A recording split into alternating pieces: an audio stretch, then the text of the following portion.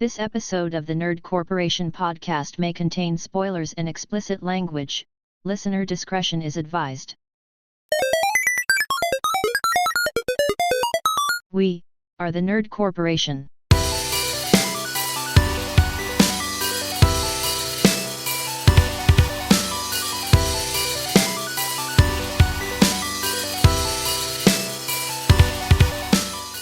What up, everybody? It's podcast day.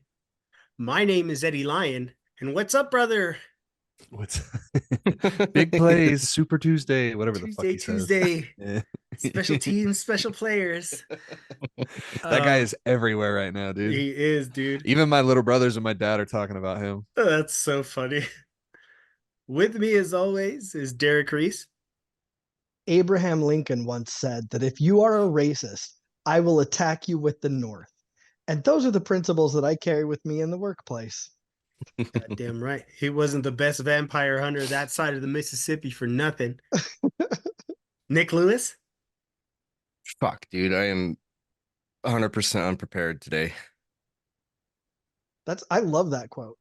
That's a good one. Thank you. Hey, Cole Simper. Aye. And we are the Nerd Corporation. I don't know what Wait, episode we are? I think we are. I thought, I thought- didn't even realize. I thought that we were the Avengers. I thought we were the Lollipop Guild. We are. And I'm Black Panther. Yeah, you are. Yeah, you are. Welcome to episode 194. War never changes, but the fan base does. That's true. That's right. Today, we're talking about the Fallout TV show. I've been waiting for this show for fucking ever, as you could tell. But like, what a fucking knock out of the park, though.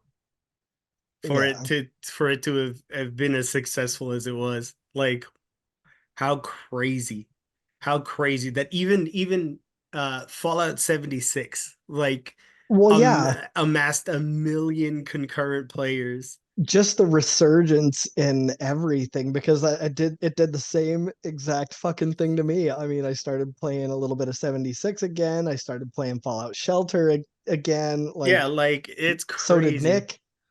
All the while, a game that I never in a million years thought that I would touch again was Fallout Right. Shelter. right? Oh, me For either. real. Yeah, same. And I same. was very worried about this show coming out, because it's like Eddie has said in the past, and I agree with him, that every I'll say quote unquote original Amazon show that they've put out has been just an absolute banger, with the exception of Rings of Power. But I'll say because they didn't really have source material to go off of for Rings of Power, because there isn't anything, else written. Yeah. But yeah, everything else that they've done has been great, and I watched Fallout twice. Yeah, me too. Me too. I'm a filthy casual, and so I wasn't really terribly worried about being disappointed by the show. Right. And I mean, so regardless though, I was sure it would be fine, but yeah, regardless of my lack of familiarity, it was just great, period. Oh yeah. Absolutely. All the while, I've been in the trenches this entire fucking time. And I'm in one sense I'm happy. You're right, because this gets it gets its time in the sun again. But in the other time, y'all don't know what it was like. Y'all don't know what it was like to be this motherfucker, always behind it, having the love-hate relationship with fucking Todd Howard that I have. And now y'all motherfuckers want to come up in here and be like, oh, Fallout is great. Welcome to Appalachia, bitches. Let's fucking go. Well, and it's funny too, because I mean, that's the line, the balance, right, that they have to try and strike with the show is dedication to the source material for the hardcore bitch boy fans like yourself. I'm kidding. And then also, presenting it in a way that doesn't, you know, lose the casual viewer or, you know, Right. confuse the casual viewer. It is a very great balance. It is. You is can't- very- Absolutely. You can't just slide on in like a cozy pair of slippers and reap all the rewards. You're not my peer. You know what? I am gonna. No, I'm happy. Stop me. Like I am very happy. I'm very happy that you know people are coming in and enjoying it. I mean, it took a while because I mean Fallout 76 when it first came out was nothing. It was Ass. nothing. Ass Disgusting. super, yeah, nothing Mhm. like it is now. Nothing like it is now. Now it's super rich. It has all of the NPCs. NPCs. Yeah. You know, there's one bug that I am sad to see has been fixed. I have yet, since coming back to 76, I have yet to just be a floating head for no reason for like the first 5 minutes of playing. Like that was my favorite fucking I remember thing that. about it. I remember that. Just a bunch of Very people sad. walking by you, T-pose, just fucking walking in. And then my head just casually floating by. Right. Yeah, definitely. Don't So- mind me. I've got a couple opening Pardon me? thoughts. Just to kind of gauge the room, you know, set the temperature, right? Uh-huh. Expectations were not high at all.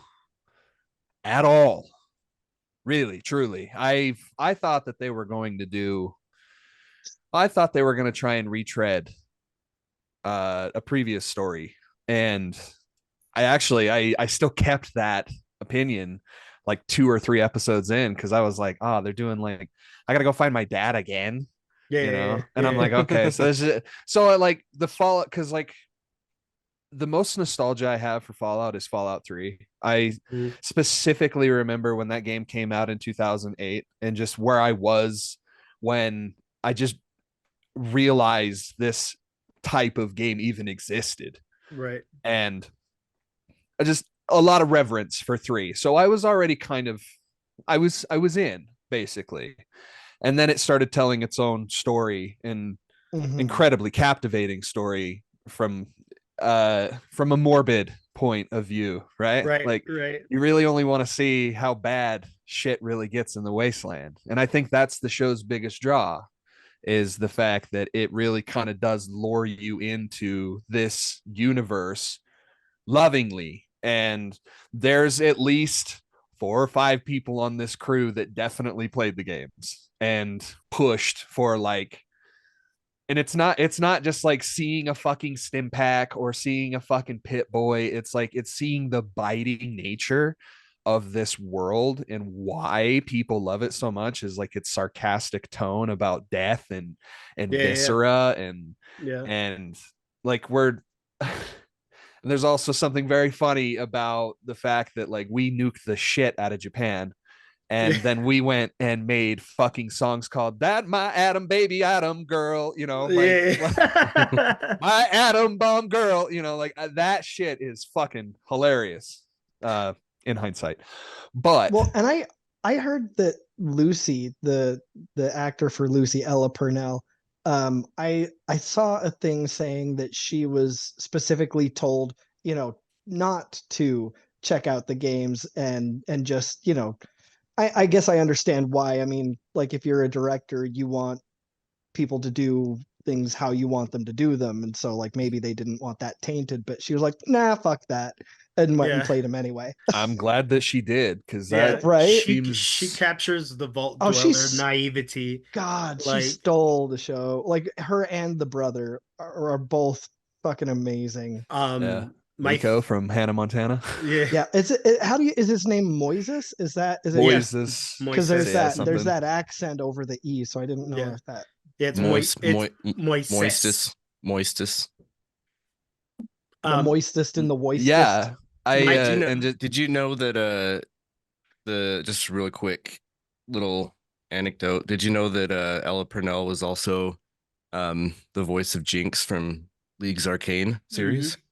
Yep. I did see that. I did know I that. did see that. Yeah. Imagine being in like 2 of the best written video game Adaptations. adaptations. Yeah. She's Yeah. great, man. She's Yeah. captivating. I loved her. I thought she was great. My favorite And line of the whole show was right after the gulper bait incident where he's like dragging her to the super duper mart and he's like, the golden rule of the wasteland is that you always get sidetracked by other shit. I was like, Thou shall ugh. always get sidetracked Not- by other that's Not bullshit. Norm. another example, right? Not Norm. Norm stayed right on that main fucking quest the entire Right. season. Oh, that's Fucking I did Norm, see that dude. too. Um, Yeah, I liked him too. I was like not expecting that level of character depth Yeah. from Rico from Hannah Montana. I wasn't, you know. Well, let's get into the cast since we're already there. Right. Ella Purnell is Lucy, like we said. She was Jinx in Arcane, Emma in Miss Peregrine's Home for Peculiar Children. She was Dolce in Kick-Ass 2. And I mean, she like we were just talking about. She knocks it out of the park. She Yeah. captures the vault dweller naivete, like But she learns. yeah. But she learns, like, you know, not to spoil it, but you know, like there's actual character development, and No, it we're feels like not- she's almost kind of I know. We're I'm not not. spoiler free. Fuck that. Yeah, we're no, not. this early on is what I'm trying to say. It's like, Right. you know, in this cast is what I'm, you know, is what I mean. It's like I feel like it You see it. accurately represents like I Leveling don't know up. when you put like 15 points in your speech. Nice product Yeah. placement, Derek. You know what I mean? Like Right. it feels like when you level up, yeah, you are like you're putting like 14, 15 points into speech or 14, 15 points into perception, or you know, like it's Well, yeah, just that innocence, like the blankness right at the start, and then just Yep. like that perception that she gains to, Like she gets up to the surface and she thinks that just everyone is like gonna be like everyone was in the vault. And Right. boy, they're not. No, well, sir. the other thing Even I at- love sorry, go ahead. Even after the super duper mark, you see her come out in like the armored vault suit or whatever. Like you could tell that's like one of those like level up experiences. Mhm. Like it was great. She really almost kind of skips the fuck around and goes straight to the find out. True. That is very eloquently put. I love that. Another aspect Thank that I you. really love about Lucy, the character Lucy, I love even though eventually it kind of really goes bad at the end of this season, but like I love the good old fashioned good old boy Midwestern like vibe about yeah. that Mhm. vault. What vault are they? 33. 33. 33. Like there's just something very, and of course in vault nature, very very clean top, but the more that you go down into this vault, the dirtier and the grosser and the bloodier sometimes. Dude, I just did this vault in New Vegas and I'm like fucking blown away. I'm like, how did I miss this the first time that I play this game? The vaults That's go ahead, sorry. that's like one of the craziest things about like every playthrough I do, whether it's 3, New Vegas, 4.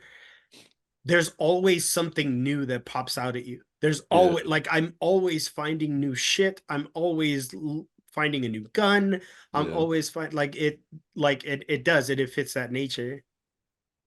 But I love how the show really taps into like the fucked up nature of the vaults, because they are totally just, and they explicitly say this, like, yeah, we use it to experiment on people. Oh, like absolutely. they think that they think they're the elite, and they are, like, they own these fucking, they have enough money to buy these vaults. They're obscenely expensive, but they don't know that they're just willingly signing up to be part of some fucked up experiment.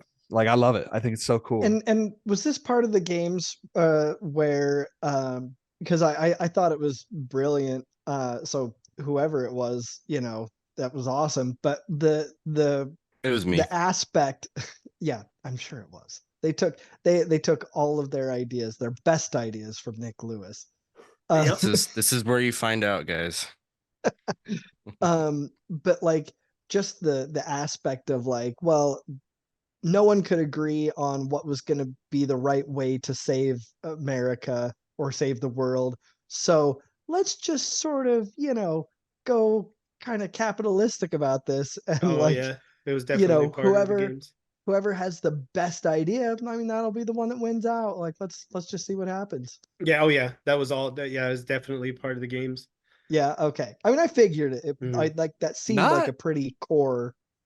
Not explicitly though. Yeah, it wasn't we've never like, had anything they never explained just- like this. Like No. to the Yeah. point where people are like bitching about lore and like validity of lore and like how Mhm. like who really started dropping the bombs, because that's one thing that this show just outright says, like, oh yeah, it was Vault Yeah. Tech that started dropping bombs. And it's like yeah, the guy that started writing all this shit at Interplay, I can't remember his name, but the original writer was like, no, that's China dropped the bomb. Like Yeah. that's kind of where we were going. And then I think he kind of started walking it back. I don't know. Maybe isn't that what like the basis of Operation Anchorage was? yeah. Like Yeah. there's specific lore here that kind of, Well, kind I of mean, conflicts a little. But because the way that I interpreted it was that Vault Tech, yes, was behind the bombs falling, but it wasn't explicitly them that made the bombs fall. They just kind of like goaded China into like dropping Yeah. the bombs or whatever. political pressure. Mm-hmm. Yeah. Fuckery. It could be. Yeah, it could be. Moving on, we have Aaron Moten as who I think is actually the worst character in this show, Maximus. I mean, He's I not. liked He's him a not lot. bad. He's not bad. He's just he's just weaker than Walton Goggins and I just don't like I mean, it. I liked him a lot because, I mean, to Yeah, me, defend him. he very perfectly represents that, single-minded, like, well, this is, we're right. We know we're right. Like, so I liked that aspect of it. And he's never known anything else or agreed with anything else. He just sort of goes along with the line he's been taught, the choices that he makes. Those I don't agree with. There were definitely some weird things that they did, but at the same time, I also think that's his character sort of going, well, hang on. He's got this knight that he's had this view of the knights, right, as being these, larger than life, wonderful, amazing, benevolent people. And the second he gets out in the wasteland as I want to say apprentice, squire. Yeah. Like the second he gets out there with a knight as his squire, he goes, oh my god, this guy is a fucking piece of shit. And so to me, I can almost excuse sort of his erratic behavior and the odd decisions that he's making, because all of a sudden, like that, his worldview is crumbling. Yeah. The thing that I thought was cool, and I don't know if this was like intentional, but it was kind of like, he was kind of building up to the knight being this, power hungry douchebag, and then as soon as like they get attacked and like he sees the knight go down from the Yao Guai, and then when his helmet comes off, that's when he's just like, oh yeah, I really fucking hate this guy. Like as soon as the helmet comes off and you see who's underneath it, it's like, he's just an asshole. Yeah. He's just a guy. Yeah. I get it. I just don't know. By the way, the knight, I really feel like that should have been somebody else. Why? Oh man, I'm blanking on his name. Michael Rappaport. Yeah. No, not Michael Rappaport. That's who it was. But he's a comedian. He's the redheaded comedian. Bill Burr. I wish it was Bill Burr. I think Bill Burr would have been perfect for this asshole knight, I don't know. There was something What are you doing? Get the stim pack. What are you doing? There's something very aggravating already about Michael Rappaport, so I'm gonna have to disagree a little bit, just because I'm the only one. You're the only one. I know, and I'm so gonna die on this hill. I fucking can't stand Michael Rappaport, dude. I think like, which is funny because I love New York people. I find New Yorkers like hardcore fucking bacon and egg on a bagel Roll. type fucking, yeah, like those hard ass fucking New Yorkers. Like they're some of the funniest people on this planet. Michael Rappaport just fucking bugs me, dude. I think that guy thinks his own shit smells like flowers. Oh, I really believe do. it. Well, I believe it, but I mean that motherfucker has been he's been an indelible part of the fucking culture since What culture? What do you mean? with that dude. He is The culture of being a fucking. I almost said something. Whoa! Something really bad almost just came out. Fucking Michael Rappaport has had his finger on any pulse that revolves around any kind of. I mean, he is all over hip hop culture. He is all over meme culture. He is, bro. I know, and he's just like the most fucking lukewarm takes on hip hop I've ever fucking heard. I'm like, bro, who are you? Who the fuck are you? You were in like 3 fucking funny movies, bro. Who are you to be talking about hip hop? By the way, Aaron Moten, there were so many times watching him that like I couldn't help but see like a young Denzel Washington. Like just some of some of his mannerisms, some of his facial expressions. Yeah, I can like see there that. were so many times. Definitely not the acting. Both of you are snorting coronavirus. I don't know where you guys are coming up with it. Seriously, watch it again and look at some of his expressions. Like I'm telling you. I don't know. I can see it, but I think like Nick said, acting ability, no. But I think he's the best way to describe him. Who is he? What's his name? What's the actor's name? Aaron Moten. Yeah. Better John Aaron Boyega. Clifton Moten. You're fucking high. Better John Boyega. You are high. I mean, I would say you're saying that just to make people mad at this point. I would say that just to get John a rise. Yeah.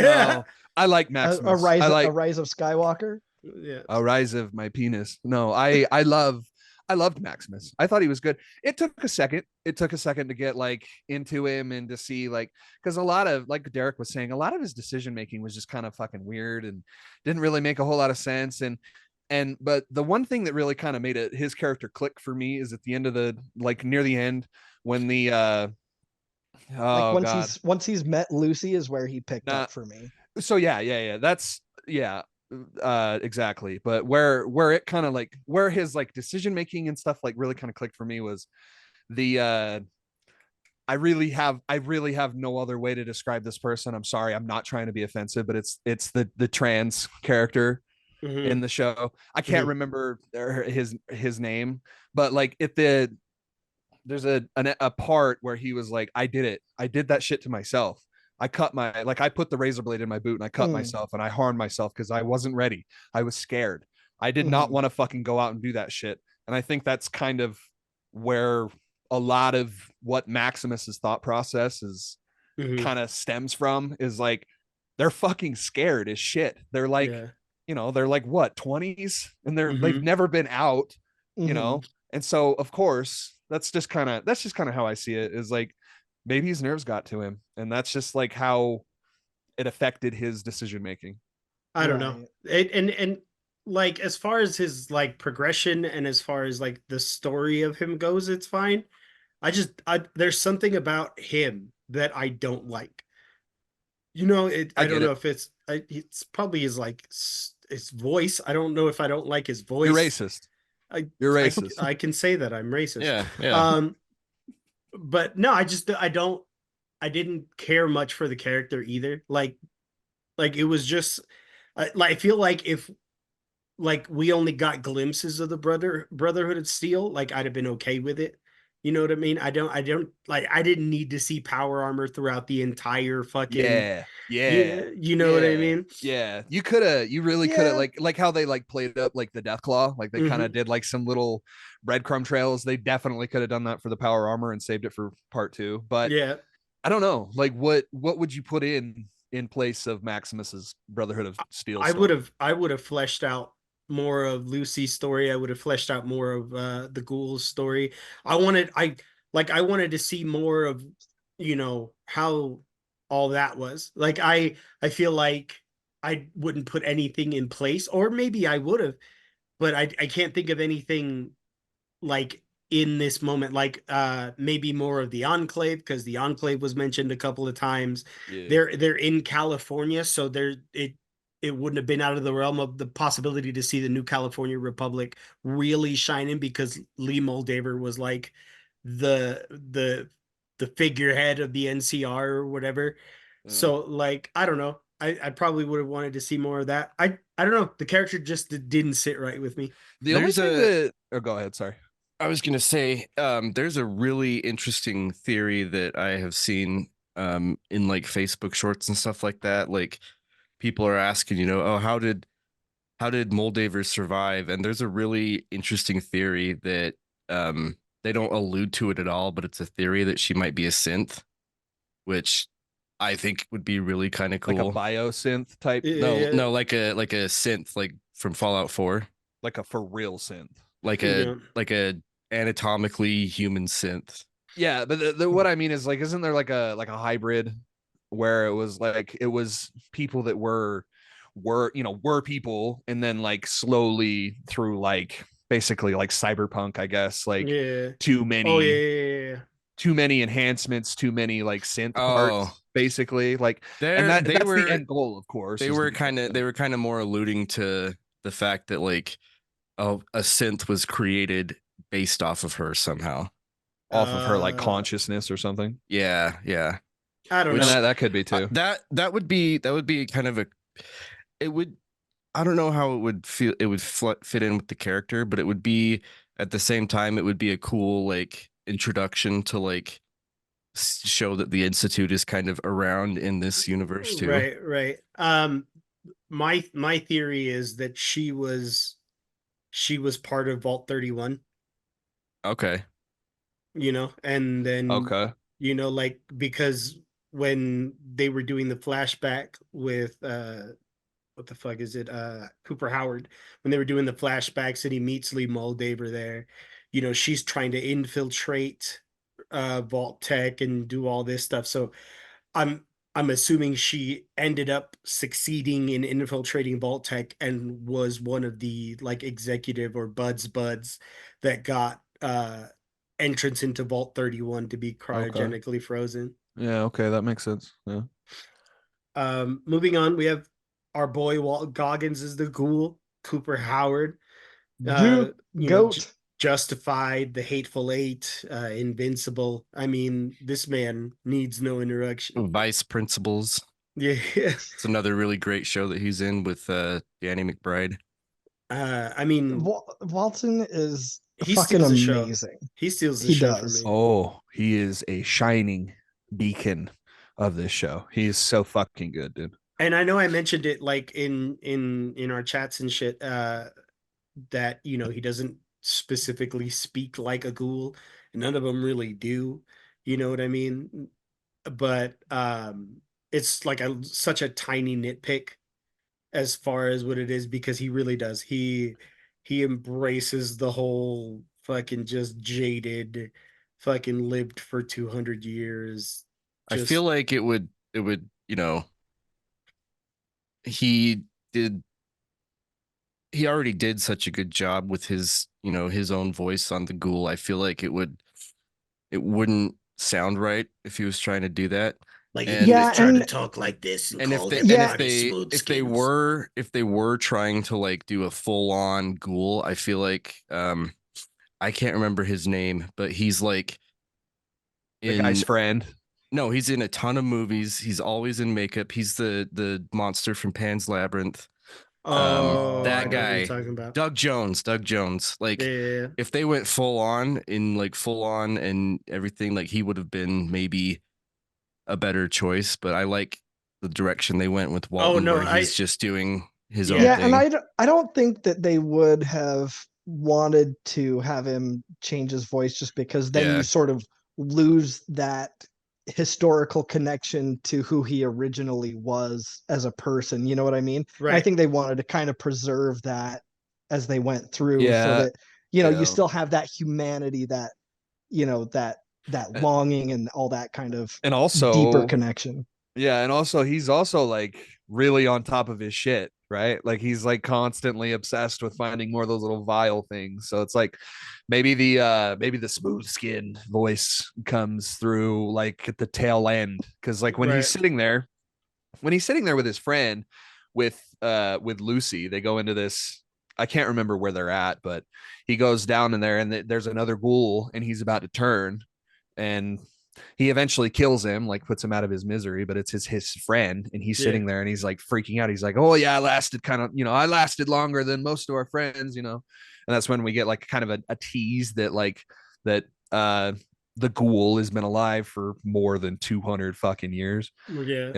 So I think that maybe it's something, I guess you could explain it like that, where it's like, you know what, like maybe he's so on top of it that maybe this shit that he's taking is helping with the voice. I don't know, but it is a tiny little nitpick where it's like, and I can also see him being like, nah, fuck you, I'm gonna do me, I'm gonna do my shit. Dude, and also Walton Goggins is that motherfucker, dude. And he shows in this. I fucking love this man.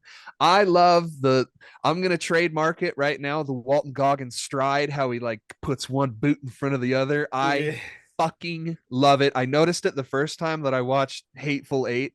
It's so pronounced, and you can like tell. I'm like, oh, that's Walton Goggins. Like if the hairline didn't give it away, it's the strut. I would like to see, like, maybe even if it's just a flashback, like the change from Cooper Howard to the ghoul. I'm sure they will. I want to see that too. I can't imagine they wouldn't. Yeah, the other thing I was going to mention, another show that I absolutely fucking love that Walton is in, is Righteous Gemstones, and if you haven't seen that, you need to watch that, because his character on there, Baby Billy, is like one of the best. Like, that's such a good fucking show. It's on HBO.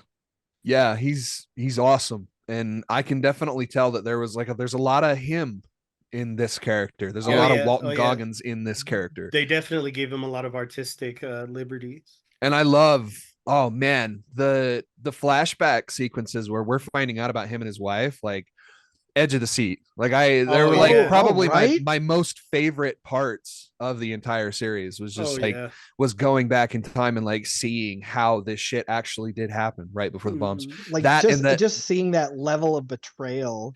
That and the opening episode is fucking dope, dude. It is really dope. Like, I don't know, that shot of him with his daughter and his daughter doing the thumbs up, like, is like carved, and it's like, oh dude, like you can feel that little girl's fear. It's like, burned into my fucking head. I just love that imagery. It's so fucking cool. And I love how, because in Fallout 4, and I don't know if it's like in Fallout 4 it just looks like it's like one giant fucking nuke, but it could have been because that bomb was relatively close to where they were. But I like how it was like showing different bombs dropping in different areas. As he's running on the horse. That's and then in the ad that he's doing for Vault-Tec, when he like coins like the thumbs up. And he's in the jumpsuit. I love that. Yeah, I don't know. Nothing but good to say about this character. I love there was one video I watched, I think it was yesterday, where it was like, why didn't he just kill Maximus in Philly? Because he knew, right? Like he knew about the leak in the armor. He knew about the defect, right? Yeah. Because he kills all of those T soldiers, we'll call them.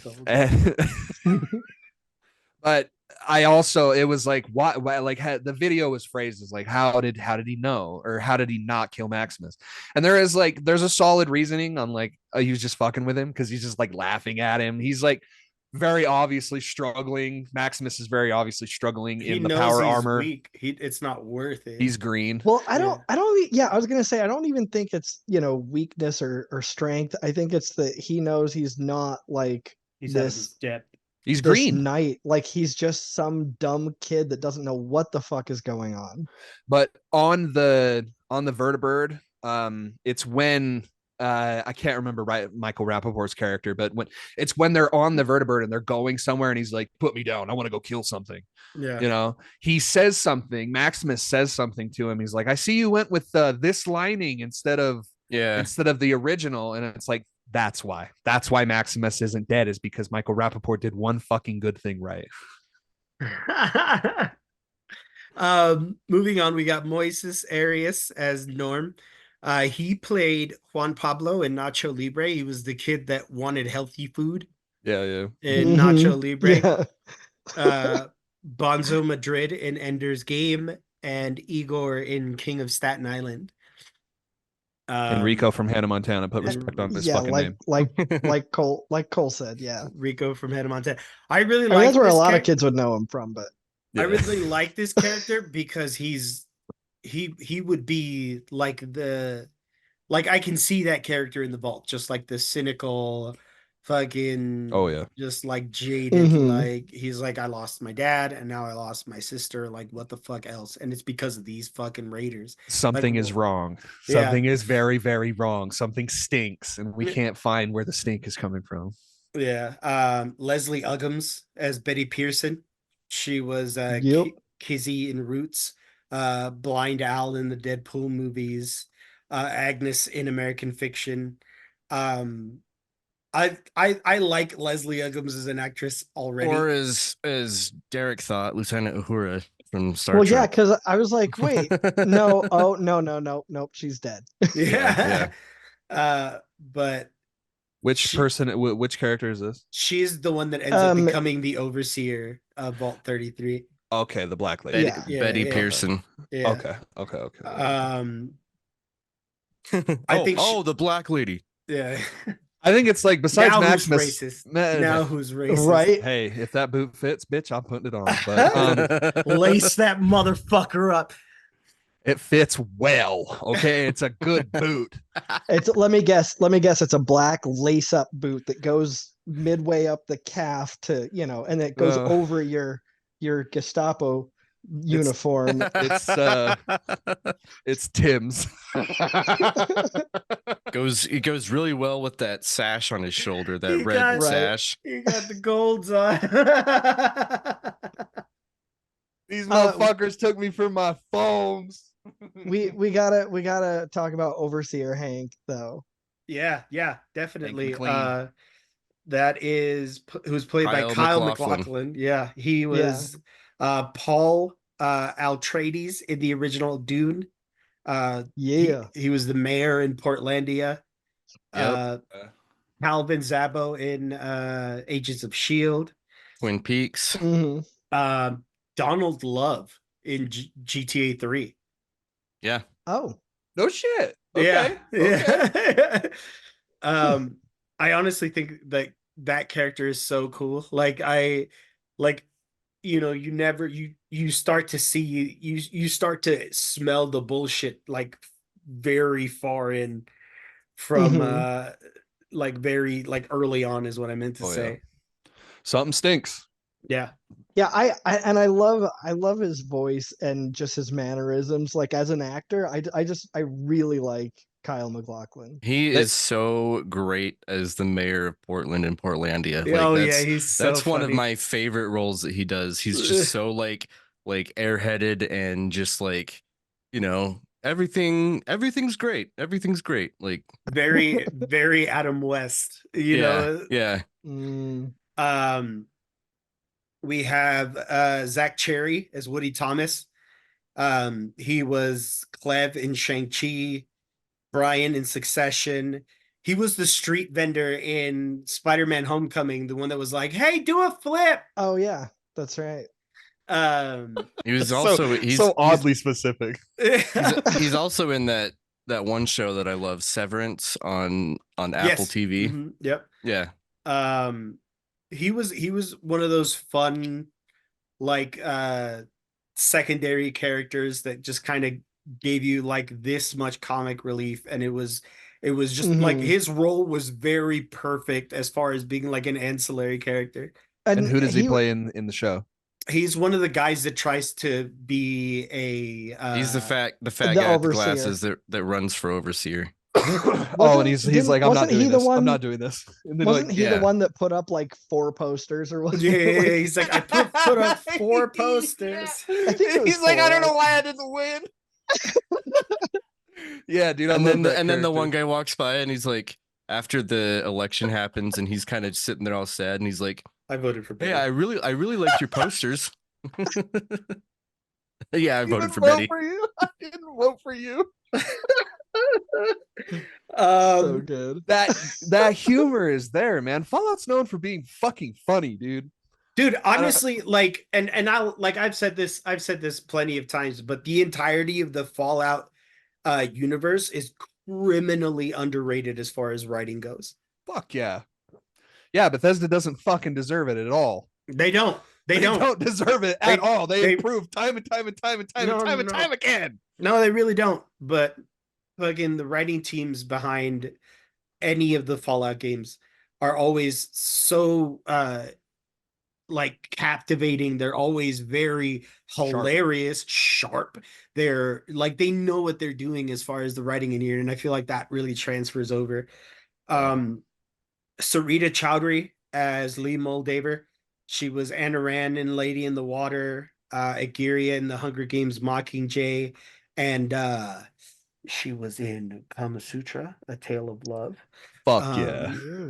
What was this like? Was it Titties? forbidden? It was forbidden. Are we talking titties?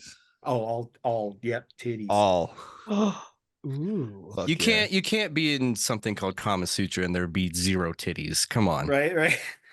Nice. But Sarita Chowdhury, she's such a great actress. Just like she, any role that she's put in, you can imagine like vividly. I don't know if I'm saying, but it's just like, oh yeah, that checks out, like that person. Mm. You know Yeah. what I mean? Yeah.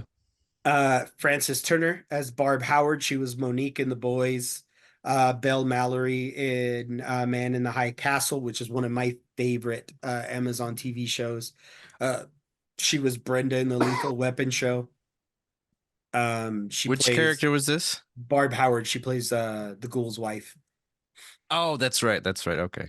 I don't know. I like her character because like in the beginning she seemed very just like innocent and just very like work driven, and then we end up figuring out that she's just this like crazy ass capitalist Giant piece of shit. like Yeah. So far, like Right.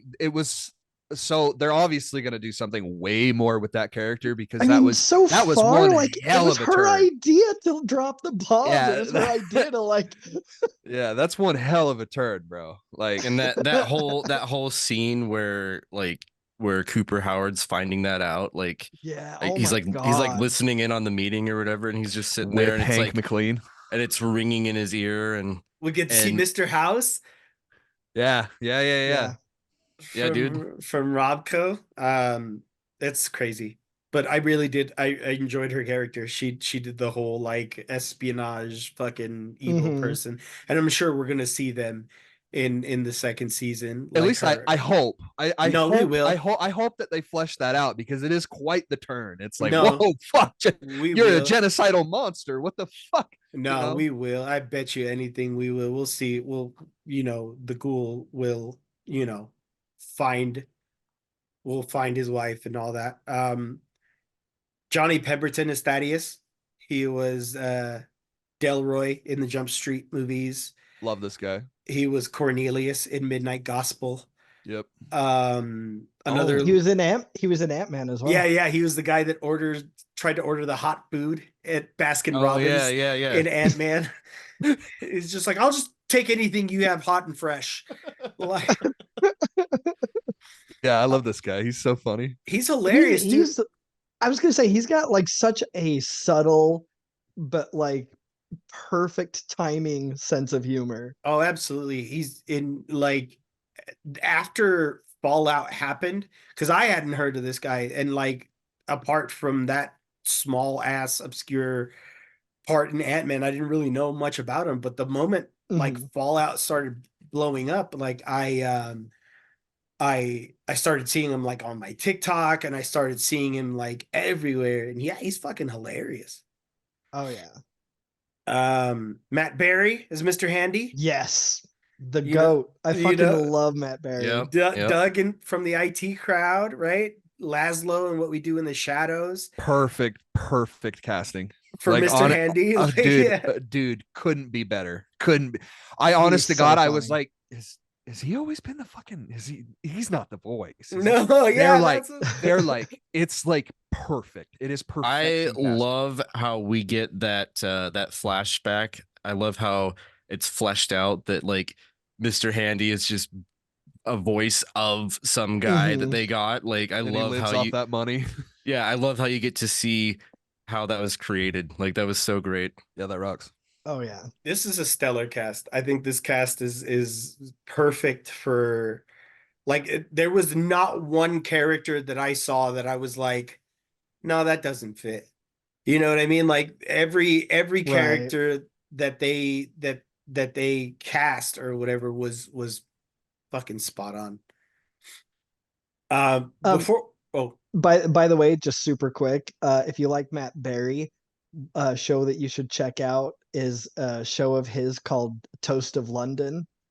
So funny. He's basically this middle-aged actor with, a checkered past like you would expect Matt Berry to have.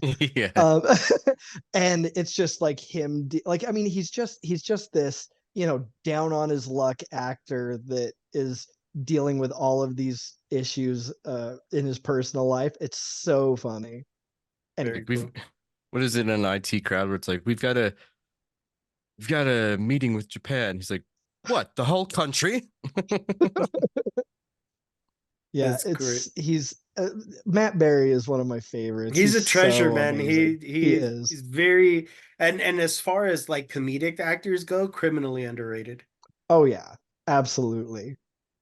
Before we move on, if you're watching us on YouTube, please don't forget to hit like, comment, share, subscribe, hit the little bell notification. Want to get into as many nerdy ears as possible, and that's the best way to do it. We have merch, redbubble.com/nerdcore podcast. Get all of our sayings and logos on a bevy of items and apparel. Condoms coming soon. Yeah, absolutely. Absolutely. It says keep it nerdy. So the longer it grows out. Or if you're like your fellow Wakandians, Wakandans. Wakandans. Wakandans, no condom forever.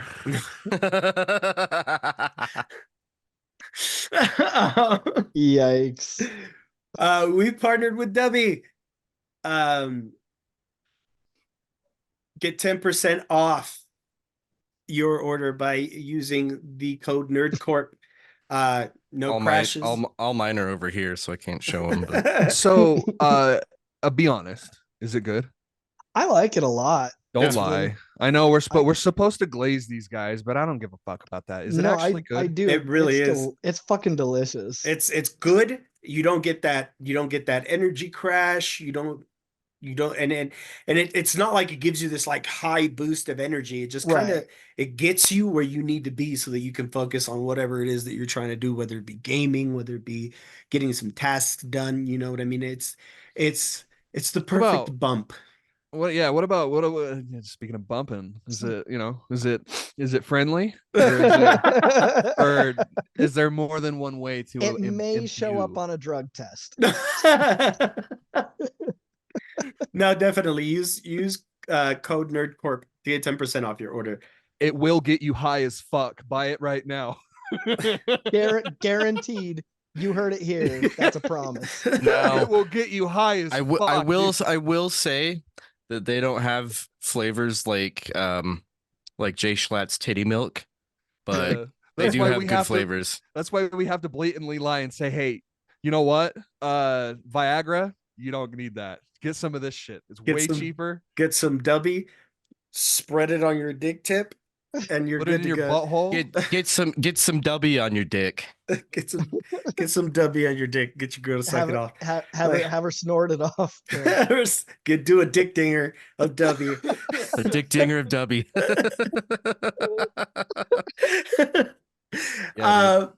They're gonna be like, W will change your life. We're gonna go ahead and end our partnership.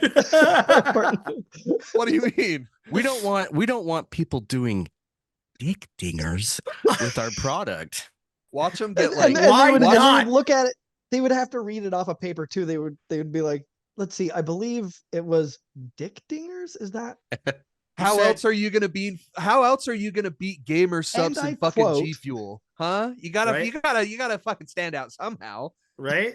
Start marketing that you can put it up your butthole. That'll get people talking, right? I gotta fucking run through one crab's treasure and fucking snort it up. Did you guys see that game? Yeah, dude. One crab's treasure. The kid-friendly Dark Souls. Yeah, dude. You're just this crab that fucking finds shells, and then you just go around and killing bigger fish, but they have like the Dark Souls bars that show up. It's so fucking cool. What's it called? One crab's treasure. Crab Souls. It's pretty much teen Dark Souls. Like it's rated T for teen. It is not. It is not on Steam.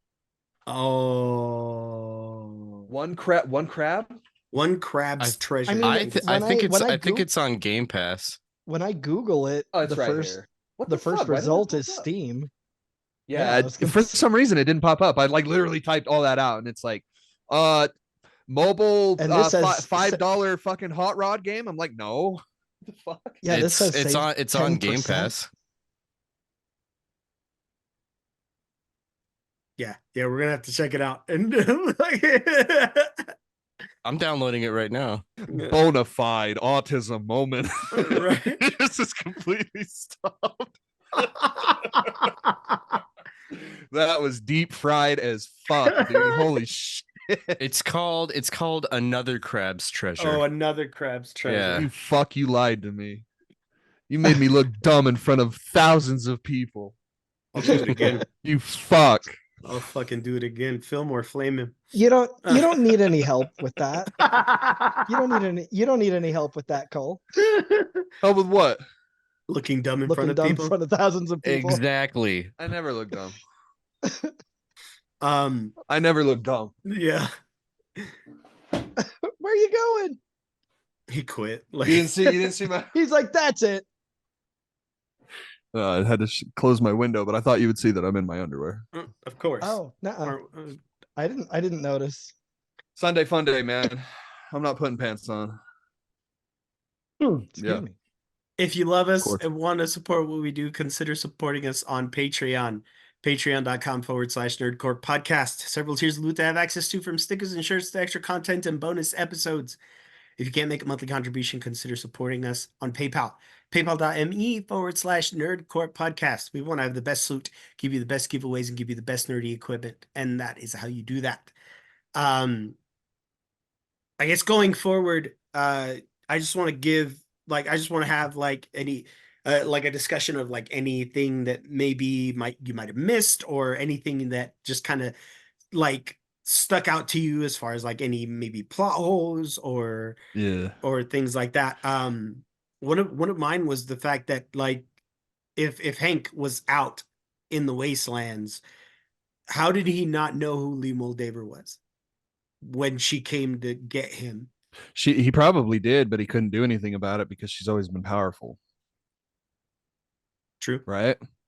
True. Like maybe, and he's a smart dude. He probably calculated the risks and it's probably just not worth it. I think that he knew exactly, like when he saw her, I think he might have like recognized her, but he was that getting taken away was like genuine terror. Like, oh shit. Well, yeah, I mean, at that point, it's not like there was any sort of time for any discussion or revelation, but simultaneously, like while you know, all of a sudden he's about to get kidnapped, he's still towing the company line, right? And he is absolutely not going to give up the knowledge of what's going on just to save his own skin. Like he's still at the core of it a company man, you know? That makes sense. Yeah, you can't just be like, wait. As he's getting kidnapped, he's like, yeah, hang on. everybody pause. I can explain. I want to make some confessions here. Freeze frame. I guess you're wondering how I got into this situation. It all started. Right. That all started 200 years ago. They another thing that, like, so I have a couple of nitpicks, like, not, and they're just that, they're like nitpicks. Squire packs, I didn't really care for those. Like, what is this? The big ass backpacks that the they duffels, carry. yeah. Oh, yeah, just being a bitch, just being a pack mule. Yeah, like, but not in the sense of it being like them being a pack mule, just the pack itself, because it never got utilized. You know what I mean? I mean, didn't he like pull out his gun? Like, don't they like they went into it a couple of times, but it wasn't anything that was like it was. I mean, it might as well have been an off-screen moment because it wasn't important. I think that those bags were the bags that Bethesda was supposed to send out to people. The canvas bags. Yeah, probably they hoarded them for the show. They kept them all. Yeah. Yeah. Nice. So excellent pull, Nicholas. I'm proud of you. Thank you. I mean, like, it probably makes sense though. You like think about it. Like, how the fuck are you carrying around all these guns in the game? I mean, that's right. True. Right, but they didn't even pull a gun out of those motherfuckers. They did. No, they did. They pulled out that giant fucking assault rifle. Yeah, they pull that out, and then the one guy pulls out like 2 pistols. Thaddeus pulls out pistols out of it. Yeah, but like, there's got to be a reason, right? Like, that's got to be full of supplies and guns and ammo and shit. Like, and that's like the whole purpose of the Squire, is to just be a bullet sponge that carries around. Yeah, shit. I mean, right? there was one line, I don't remember what it was, but it was when Thaddeus still thought that Maximus was Titus. But he offered to pull something out of the pack for him. He was like, "Oh, well, do you want me to get blah blah blah?" I don't remember what it was. I mean, it was kind of a throwaway line. I can hear that in my head. I remember that. They're sitting around the fire, aren't they? Or something like that. Yeah. It was a you know, not a very impactful moment. It seemed like a throwaway scene. Like, So do you just not like it because he looks dumb? Or no, what? I just like it. They just didn't seem, I don't know, like, because I don't remember those packs being a thing in the game.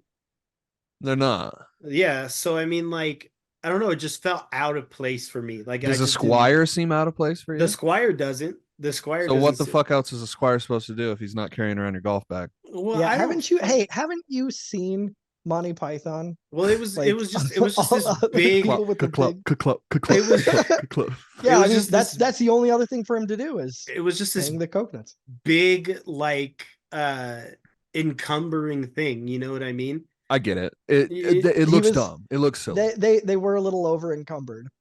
I don't know. I kind of liked the Squire aspect of it, where it's they're just a sponge. They had to make it realistic of like carrying all their shit around, you know, like I guess that's how I carpet. It made perfect sense to me. The knight can't be bothered to carry his own shit. Come on. Yeah. You drop me down, I want to kill something. Yeah. It does. To me, it really helps show the disparity between, you know, how great it is to be a knight, how shitty it is to be a squire. Yeah. Like, that makes expendable as fuck. Yeah, that makes sense. Another one of my nitpicks was, like, I know the Raiders are meant to be just like these weak characters, just like how they are in the game. Like, you could easily kill a Raider, but they felt like a lot weaker to me than what they normally are. Like, you know, we get one good moment where Raiders are a formidable force, and then the rest of the time, especially the Raiders in the vault, they're just these like prisoners. You know what I mean? I can see that. I get it. Yeah, I can see that criticism. Well, you can't be formidable when you're locked up in a prison cell. Like, well, I mean, yeah, but these are raiders. These are people that have lived outside, and you mean to tell me they're used to that. you mean to fucking tell me these bottom dwellers are going to be able to hold them? Okay, yeah, I see what you mean. I get what you mean. And my final nitpick is that the rad meter went to fucking 10 all the time. Like, yeah. you like know what you're I mean? dead. Yeah, like fucking you're contracting rad worms at every fucking water hole. Like, yeah, you know rad sickness immediately. yeah, you know what I mean? Like, it just like every time Lucy looked down in her rad meter, it's like it's just like fucking flying off the fucking handle. I didn't like that. So me and Angela are both playing New Vegas on our Steam Decks, and she this morning got so upset, dude. She got stuck in a vault. I don't know which one it was, but it's basically like a radiation like trap. And oh no. and she got, dude, for like an hour and a half, bro. She like could not. She's like, I keep dying. I don't know where to go. And it was very sad to watch her like struggle so hard with this. She's like, when you go to this vault, make sure to take a shit ton of rat away. Yeah, no idea. Like that kind of shit bothers me too. Like for the same reason that like how kryptonite affects Superman bothers me. There's never any sort of like no one bothers to go, well, how much should this amount affect it? How much should this amount affect it? Like there's never any sort of set rules. It's just whatever we feel at the moment, that's what we're going to do. Like Superman can be crippled by a sliver, but then he can lift an entire city out of the earth that's laced all throughout with kryptonite, and he just has a little headache. Like, no, I get so it. shit like that. I feel the same about that part. Like it can't just be 10 all the time. Like you've got to have some sort of variance, right? Just like in the game, like if you drink a little radiated water, the fucking rad meter goes up a little. You know what I mean? Like it exactly. But at this time, it was just like there has to be some logic applied to it, and on or off. Yeah, like exactly. Your radiation move. It's probably just an alarm, like a carbon monoxide alarm. It's like, hey, it's present. Get the fuck out. Yeah. So in terms of nitpicks, shockingly, I don't have much, but I do have one, and I guess you could construe it as a nitpick for sure. But I don't like how Lucy and Maximus hook up. I think it's forced. I think it's I thought they didn't. I thought he was afraid. Well, they don't, but they're heavily implying it's not. Sorry, I should use a different verbiage. They don't hook up. They allude to hooking up, which was very funny and kind of out of place and weird and childish. It's like, make my penis explode. This should make my cock explode. See, I don't think it's out of place. Just dude, that was like a fever dream to me. Like, yeah, I was like, when they wake up in the other vault and they're just sitting there like, should we have sex? And he's like, huh? I'm like, are they like, is there gas being pumped in here that's making them say this weird shit? Like, I thought it was like part of the experiment. Like they were experimenting. Even when Lucy got married and, the dude was just like stripped and she's like, okie dokie. Like there's just no concept of like shame to sex. It's just procreation. Derek Red Pill saga coming soon. It's just to me at this point, like, I mean, the world is basically dead, right? Everybody's just trying to survive, and part of surviving is reproducing. And I think that's like, to me, it made perfect sense to me, because if I'm placing myself in that world, in that situation, stuff like that is the least of anyone's concerns. You're trying to stay alive. That was the whole reason they got married, is so that they could fuck and make kids. So like as soon as it was over, they're like, okay, we can do this now. And then Yeah, exactly. and then So, the like, raider wipes his dick on the Yes, curtain. dude. Yes, I dude. love that. That was so great. Shut the fuck out, that That guy, was man. so great. But What no, a like, what so an to me, alpha like, ass move. yeah, when you're in this world, like, sex is just a thing that you gotta do. Like, and it sort of loses its, its mystique, its charm, its, Right. the social mores that, are around it. Like, everyone's just like, all right, well, let's fuck. I mean, we might as well, because we gotta pump out kids, I'd right? I'd be And that's the I'd be thing. all about it, bro. And Right. that's the thing that I liked about it a lot, was because in the games, you know what I mean, for as much as everything else is written in there, sex isn't really that big of a deal or that much of a subject. I mean, we Mhm. have some places where it's like, oh yeah, I go to this little whorehouse or whatever, or there's a brothel here. And like you go up to an NPC and they're like, let's go to a room and I'll show you a good time. But it kind of sits there. You They're know what I not mean? in the in the games. They're not actively trying to repopulate the Earth. Like Yeah, they're Right. just living their lives. yeah. So So the way that I see it is that it's just another level of the brainwashing that Lucy went under, as like, because I don't know, it also speaks to like that Midwestern type of, that's it's very Yeah.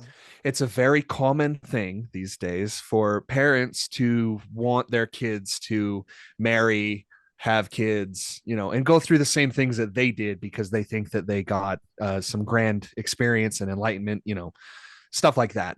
It just speaks to like the level of brainwashing for me. I see it as Well, more yeah, like, like, this is your purpose. this is This your is, purpose. This is what you have been put. You could almost kind of say it's like a little religious kind of yeah, a like, little, it's like, very, I mean, culty, yeah, for yeah. sure. So, and that, like, I saw a lot of people fucking hating on this first episode because of like her eagerness to just have sex with this person that she has absolutely no idea who she is. And I'm like, I get it. For me, it makes sense because she grew up this entire time in the vault being told like, hey, this is what you're going to do. This is what you're Mhm. going to do. You're going to go on a mission. You're going to go on a mission and you're going to, it's like, it's the same shit. You can Yeah. see the same parallels basically. Mhm. So it's like, I don't really see her as like a promiscuous person. I think it's like what you were saying, Derek, it's just what we have to do. Like, we're supposed to Yeah. like, and vault dwellers really romanticize the idea of repopulating, starting over, right? Like, that's their whole Mhm. fucking thing. Yeah. Vault 76 with Reclamation Day, like, that's the whole fucking point of the vaults in these people's minds, is to go up and start anew, start again. And you do that by having sex and having children. My one thing that I couldn't really get over, that I really didn't like what they did. And again, um, if you're watching this, you should know that we're not spoiler free, because I'm going to say something that is at the end of the episode. But when you find out that her mom is like the skeleton that's like A sitting ghoul. there, yeah. Yeah. Yeah. I'm like, dude, you could have just like left the mystery and mystique of like, not revealing her, or maybe showing that Moldaver had the locket, or like showed her the locket, that she was wearing, and just not shown this weird like mummified.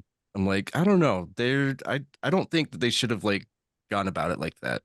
Okay. I didn't really care for that. It really wasn't that big. It, like you said, it's not much of a nitpick, but like I feel like, yeah, I feel like she didn't have to be like, I don't feel like she had to Yeah. be there, but No. you know what I mean? Like it was neither here nor there I mean, for It's me. I a it's feel an like it made empty. sense that she was there, but Yeah, Yeah. it's a loose thread. Yeah. Yeah. Cool. All right, let's pop into some trivia if nobody else has any nitpicks. nope. Okay. Shout out to IMDb for the trivia. The oversized pack in the Squires carry for the Knights is a joke at the games where carrying too many items can over encumber your character. Yep. Okay. I'll take So that. I'll take yeah, that. yeah. I'll give it to you and Derek. Um, I literally said it. too. The Vault Boy imagery, which originated in the video games, will have an origin story. Okay. So an origin an story? origin, an orange story. An orange An story. orangey, yeah. Yeah. It's a little orangish. Well, I think we can tell that it's just gonna be Cooper Howard doing this, right? Like Probably. I'm pretty sure that's the origin, but We'll see. that's cool. It'll be nice to see that. In the final episode, when Lucy tells her father to enter the code for Moldaver, the code he inputs is 101097, which is the release date for the original Fallout game. So Nice. I like that. Nice. Let's see. The dog that features in the series is a Belgian Malinois, Malino, known for their intellect and trainability. They work regularly with law enforcement and military, and that was another thing that I really liked about the show was that Dogmeat would go and retrieve an item for you like he does in the game. Yeah, that was cool. I did like the name drop too when it's the ghoul and the dog are sitting around a campfire. And they called him Dogmeat. It's like right after it was right after a flashback of him with his dog. Yeah. And he's like, sorry, dog meat. I really like you'll never be him or something like that. Yeah, he's like, you're not him, basically. Yeah. But I love that being the origin of dog meat's name. Yeah.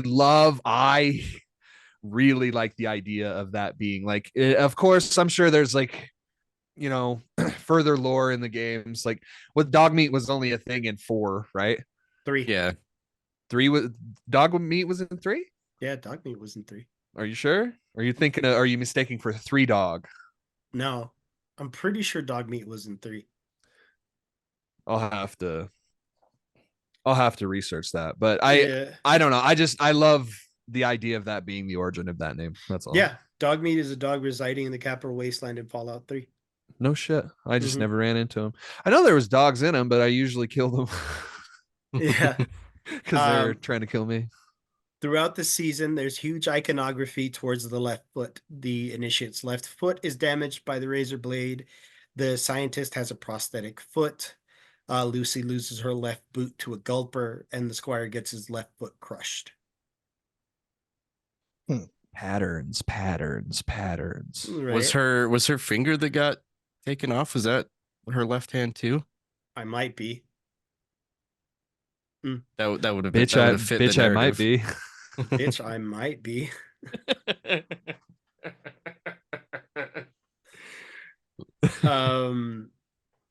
Cooper Howard's fictional Western film, A Man and His Dog, is a reference to the Harlan Ellison short story, A Boy and His Dog, adapted as a boy and his dog. I don't know why it was written like that.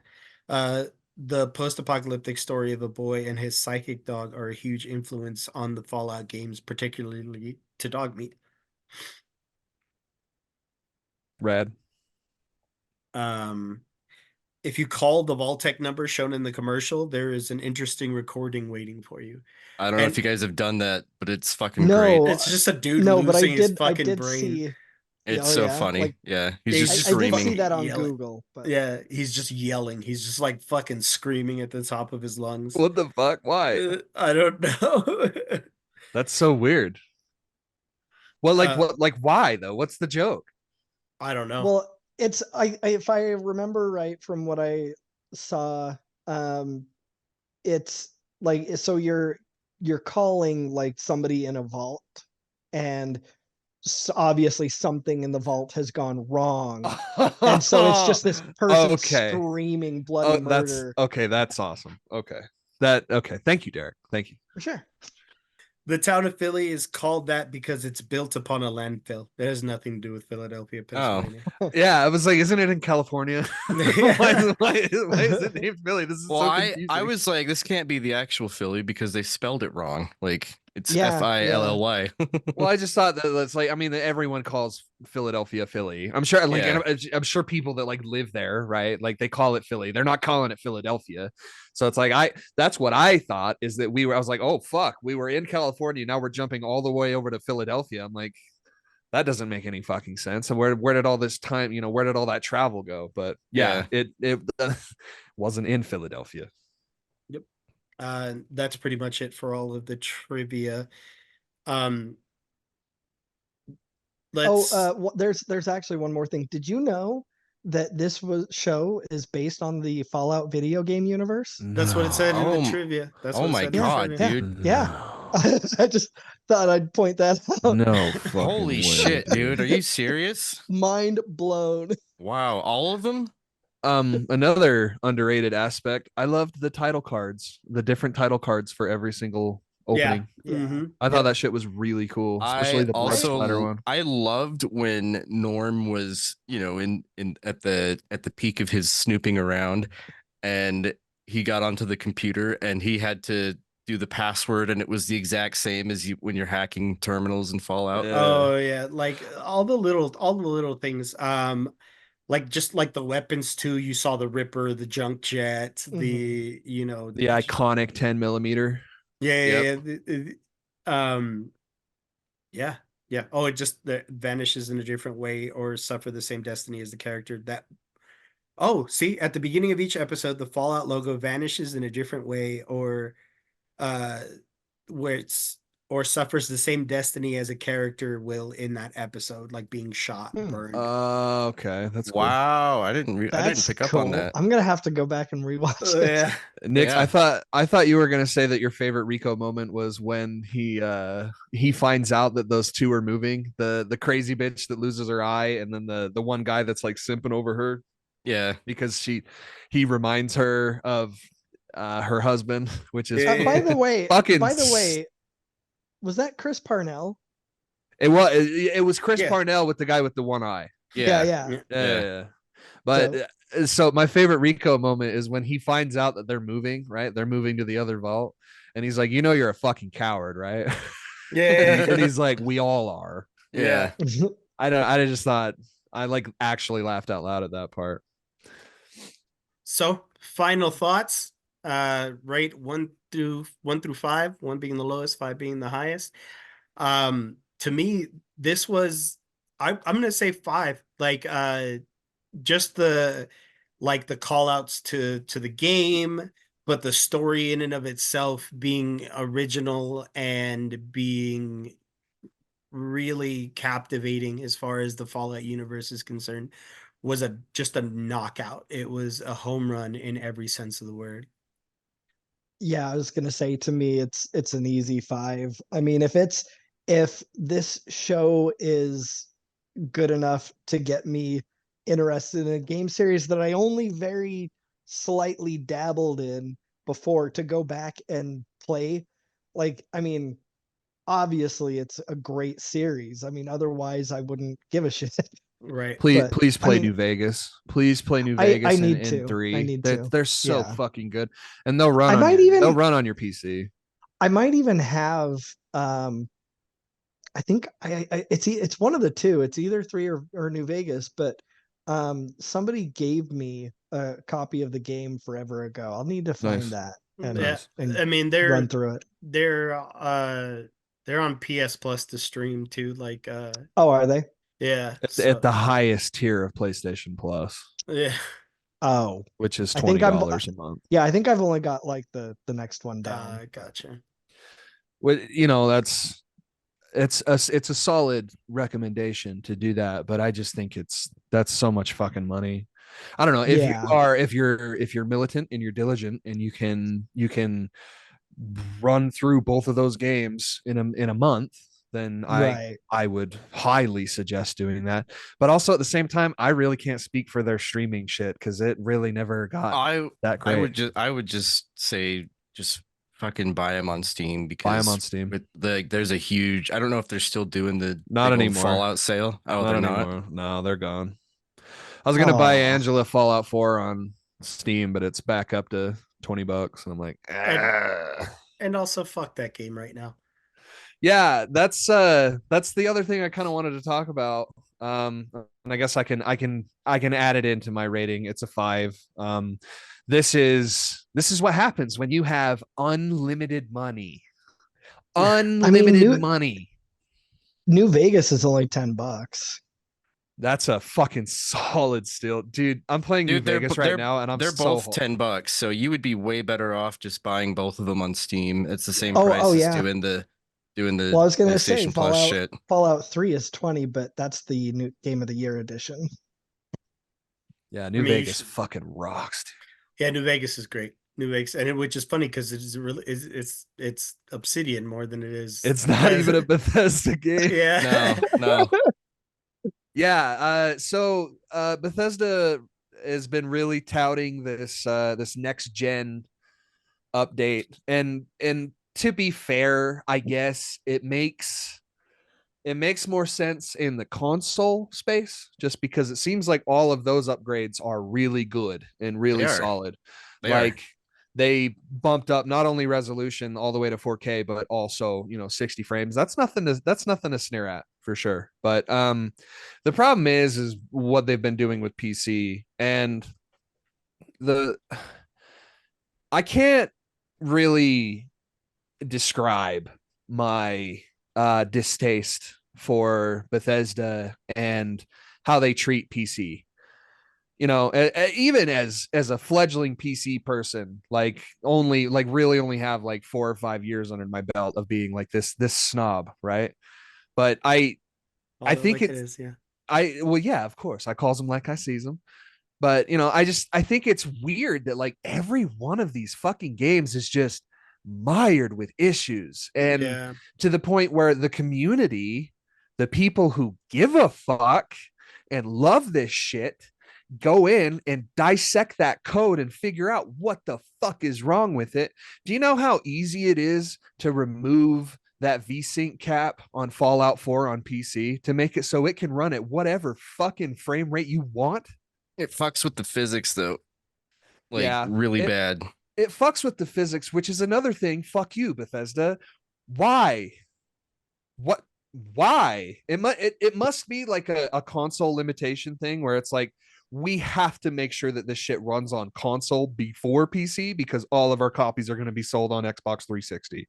I think it was like a just a console bias, and that very well could be it. I just think it's fucking weird that we haven't figured this out. We haven't figured out, dude. It's been 9 goddamn years since Fallout 4, and we haven't figured out the physics and FPS thing. I could be totally showing my ass with this. I don't know. It seems fucking weird to me. It really does. And I don't know. I've put 50 more hours into Fallout 4, and I am having an absolute goddamn blast. So I have had no issues with that game on PC whatsoever. They introduced a significant amount of loading screen, like to the point where it's like, even if the game is installed on an SSD, you're looking at like 4 to 5 minute load times, which is considerably worse than what it was on PS4. Never had that issue. So it's like that. It loads immediately. It's not like that, but it's not like 5 minutes of just sitting there. Because that's how it is on PS5 right now in the new Xbox. They completely changed it to the point where it's fully utilizing the SSD. So it's fucking weird that it's like it couldn't be more direct than that. There's not even a shitty PlayStation or Xbox OS that's stopping it from working. It's just it's very strange, very strange. And that's not even to say like how they're fucking over the modders. They're completely fucking over the community of all these people. I'm going to stand up for them because this is a whole baby to them. And hours and hours and hours of dedicated study of the game's code to go in and change all this shit. And fuck you, especially for Creation Club. Fuck you for trying to monetize mods, you greedy fucking pieces of shit. Right. You fucking troglodyte losers. Trying to get all this fucking money. Like, dude, crazy. It's like, it's such a different Bethesda. These people, they're not the same people that made Fallout 3, Oblivion, and Skyrim. They're just not. They are not the same. I don't know what the fuck happened to Todd. He probably just got money pilled, and he's like, I love leather jackets. I want to make sure I have dozens and dozens. You know how it was Tom Brady that went viral for saying that he never wears the same pair of socks ever. What in the Like world? he spent that's his luxury. That's his guilty pleasure. He's like, I just buy socks. Like I hate wearing socks twice. And this guy, the same fucking thing. What a weird luxury as like one of the top paid NFL players is just, I just buy new socks. Imagine spending millions of dollars on socks. And Todd Howard is that with leather jackets, and that costs money. So of course that costs a lot of money, man. So he's gonna have to, subsidize and not make oh god. I fucking can't stand him. It is such a fall from grace for me. How do you go from, and to be fair, I'm still going to give Fallout 4 a chance. I'm like, even through all of this bad press, I'm still going to download it and I'm still going to play it on my PC. And you bet your ass I'm going to try and figure out around their fucking archaic ass fucking tie the frame rate, the fucking physics to the frame rate. The games that have been, and I'm not making fun of you, Nick. Just a preference. No, I'm just saying, like, it's not a problem for me to play this game, especially since, I mean, I've never been one to like use mods in the game just because I don't want to like, overwork my PC for one. So I'm like middle tier gaming, I can play games at you got some pretty beefy shit, dude. Yeah, but I just play the game as God intended me to play. I get it. I get it. No, and I get it. But dude, I modded New Vegas on my Steam Deck, and I'm telling you right now, I ain't ever fucking going back. Never going back ever. It's so fucking cool, dude. I did do a stream of the randomizer mod on New Vegas once, and that was fucking terrifying. I don't know. It's Eddie, I'll have to show you these mods because it completely changes the fucking game. I'll send you this video too of like I'm telling you, surface level modding that completely turns the game basically into Call of Duty.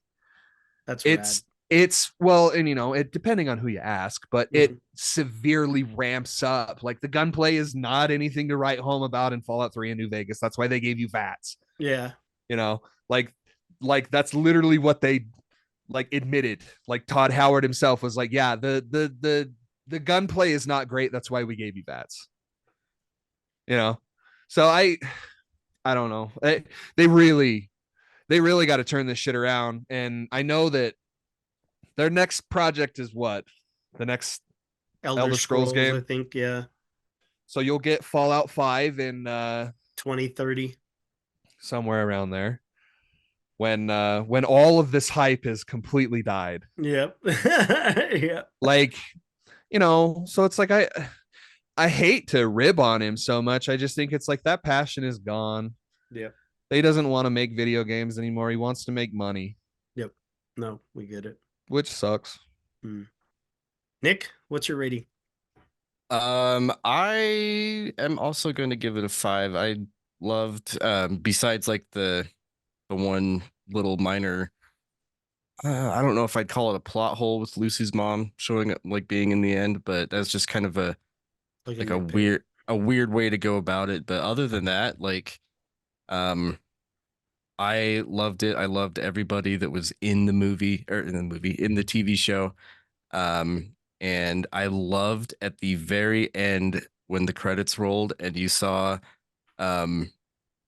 Overseer Hank creeping up over the horizon of New Vegas, and I was like, no fucking way, dude. Let's go. What? Yeah, and you know what's even cooler about this is the fact that it's going to force Bethesda to choose a canon ending for New Vegas. Yeah, it's good. So when you see New Vegas, when you see that shot of New Vegas, it's completely destroyed. Yeah, so this is after the Mr. House incident. Yeah.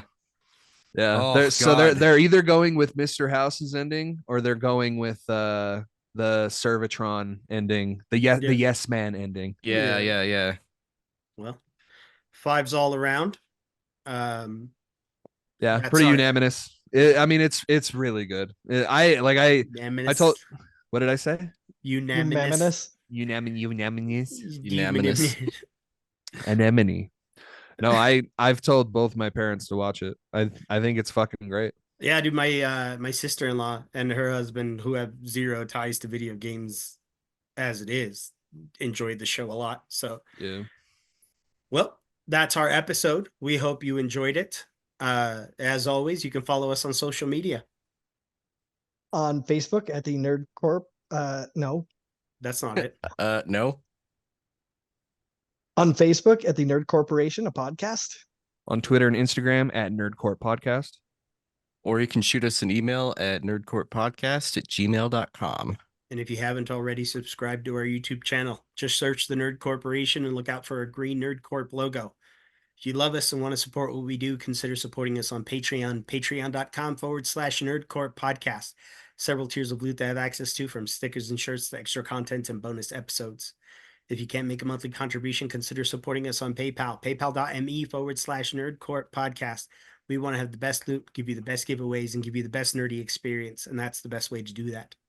So from all of us here at the Nerd Corporation, we thank you. We love you. Keep it nerdy, y'all. Bye. Bye-bye. Peace out.